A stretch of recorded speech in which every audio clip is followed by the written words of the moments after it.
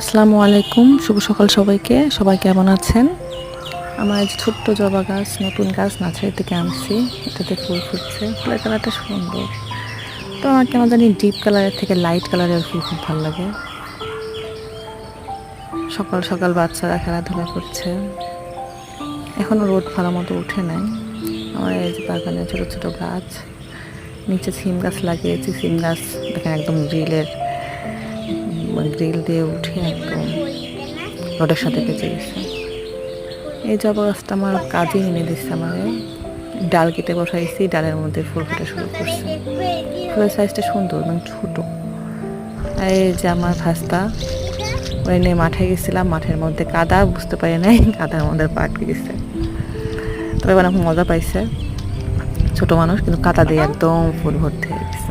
সবাই ভালো থাকবেন।